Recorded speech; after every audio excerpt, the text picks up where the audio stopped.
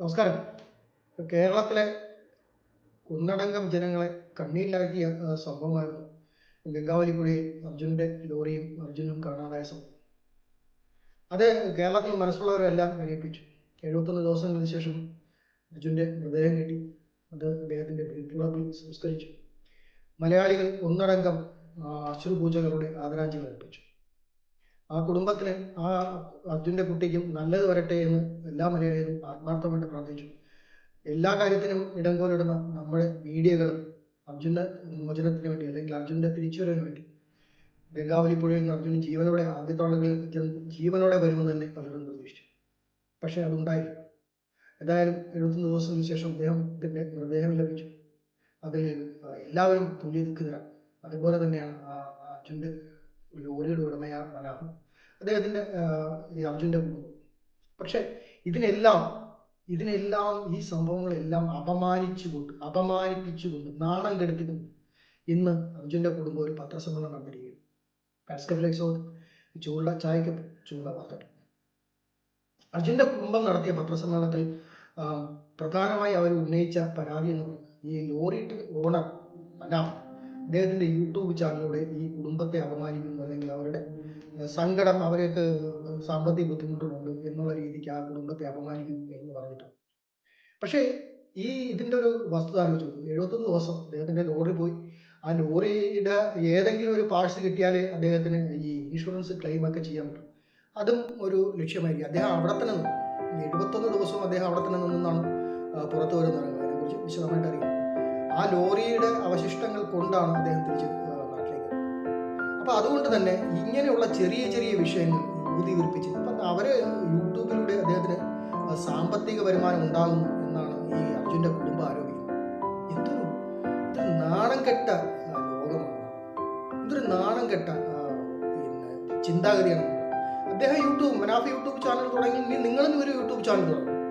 നിങ്ങളും നിങ്ങളുടേതായ കാര്യങ്ങൾ പറയും. അങ്ങനെ ജീവിച്ചിരുന്ന അർജുനെ അപമാനിക്കാവുന്നതിൻ്റെ മാക്സിമം, അല്ലെങ്കിൽ മരിച്ചുപോയ അർജുൻ്റെ ആത്മാവിനെ അപമാനിക്കാവുന്നതിൻ്റെ മാക്സിമം നിങ്ങൾ അപമാനിക്കും. അതായിരിക്കും ഏറ്റവും കൂടുതൽ ചെയ്യാൻ പറ്റുന്നത്. എന്തൊരു വൃത്തികെട്ട ഇടുങ്ങിയ ചിന്താഗതിയാണ് നിങ്ങളുടെ. അയാൾ പറയുന്നെങ്കിൽ പറഞ്ഞോട്ടെ, അദ്ദേഹത്തിനോട് നേരിട്ട് വിളിച്ച് പറയുക. അദ്ദേഹം നേരിട്ട് വിളിച്ച് പറഞ്ഞിട്ട് കേൾക്കുന്നില്ല എന്നാണ് പറയുന്നത്. പക്ഷെ എങ്കിലും നിങ്ങൾ ഈ ഒരു പോലീസ് കംപ്ലൈൻറ്റ് കൊടുത്താലും തീർച്ചയായിട്ടും മാധ്യമങ്ങൾ ശ്രദ്ധയിൽപ്പെടും.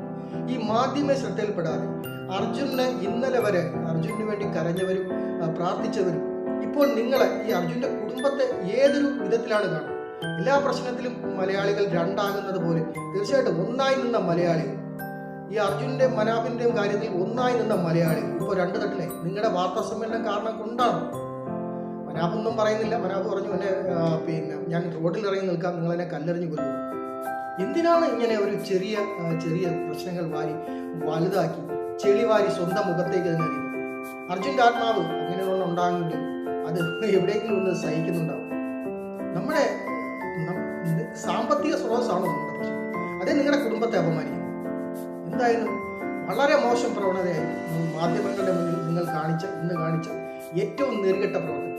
ഇതിന്റെ പിന്നിലുള്ളത് എന്താണെന്ന് നമുക്കറിയില്ല. മനാഫ് യൂട്യൂബ് ചാനലുണ്ട്. അദ്ദേഹം അതുവഴി കാണിക്കുന്നു, കരയുന്നു, നടിക്കുന്നു, ഒക്കെ ശരിയായിരിക്കാം. പക്ഷെ അത് അദ്ദേഹത്തിന്റെ, നിങ്ങളൊന്ന് ആലോചിച്ചു നോക്കുക, അദ്ദേഹത്തിന്റെ ഏക വരുമാന മാർഗമാണ്. ആ ലോറി ഒരു ആക്സിഡന്റിൽ പെട്ട് പോയി. നമ്മുടെ നാട്ടിലെ നിയമങ്ങൾ അറിയാം. ഈ ഇൻഷുറൻസ് കിട്ടണമെങ്കിൽ ഇദ്ദേഹത്തിന്റെ ഈ ലോറിയുടെ പാർട്സ് എന്തെങ്കിലും വേണം. അതിന് അദ്ദേഹം കാത്തു നിന്നു. അതിനിടയ്ക്ക് അദ്ദേഹത്തിന്റെ യൂട്യൂബ് ചാനലോ അല്ലെങ്കിൽ അദ്ദേഹം കരയുന്നതോ ചിരിക്കുന്നതോ കിടക്കുന്നതോ ഉറങ്ങുന്നതോ ഒക്കെ കാണിച്ചു തരികയും അത് കാണുന്നവർ അദ്ദേഹത്തിന് ആ റവന്യൂ അദ്ദേഹത്തിനാണ് ഉണ്ടാവേണ്ടത്. അതിന് പകരം അത് ഉണ്ടായിക്കോട്ടെ. ഇനി നാളെ നിങ്ങളും ഒരു യൂട്യൂബ് ചാനൽ തുടങ്ങും. നിങ്ങൾ അർജുൻ്റെ കഥ പറയും. അങ്ങനെ നിങ്ങൾ ഇരുഭാഗം കൂടി അർജുനൻ എന്താ പറയുന്ന ഒരു സാധാരണ യുവാവ്, സ്വന്തം കുടുംബം പോറ്റാൻ വേണ്ടി ഈ ലോറി വളയം പിടിക്കേണ്ടതെന്ന ഒരു സാധാരണ യുവാവിന് അദ്ദേഹത്തിന്റെ മരണത്തിന് ശേഷം അപമാനിക്കും. അതല്ലാതെ നിങ്ങളെപ്പോലുള്ളവർക്ക് എന്ത് പറയാം? കേരളം ലജ്ജിക്കും. അല്ലെങ്കിൽ അർജുൻ്റെ ആത്മാവ് അതുണ്ടെങ്കിൽ, അങ്ങനെ ഒന്നുണ്ടെങ്കിൽ എവിടെയെങ്കിലും വരുന്നത് നിങ്ങളെക്കുറിച്ച്, നിങ്ങൾ ഇന്ന് കാണിച്ച ആ പ്രവൃത്തിയെക്കുറിച്ച് ഓർത്ത് അർജുൻ്റെ ആത്മാവ് കരയുന്നുണ്ടാവും. മനാഫ് എന്ന് പറയുന്ന വ്യക്തി ചെയ്തത് അദ്ദേഹത്തിന്റെ വളരെ വ്യാപ്തി. ഞാൻ അതിന്റെ യൂട്യൂബ് ചാനലിലൊക്കെ നോക്കി. പക്ഷെ അതിലൊന്നും അദ്ദേഹം ആരെയും കുറ്റപ്പെടുത്തുകയോ അല്ലെങ്കിൽ അദ്ദേഹത്തിന്റെ ഈ അർജുൻ്റെ കുടുംബത്തിനോട് സഹായം വേണമെന്നൊന്നും പറയുന്നതായിട്ട് അതിലൊന്നും കാണുന്നില്ല.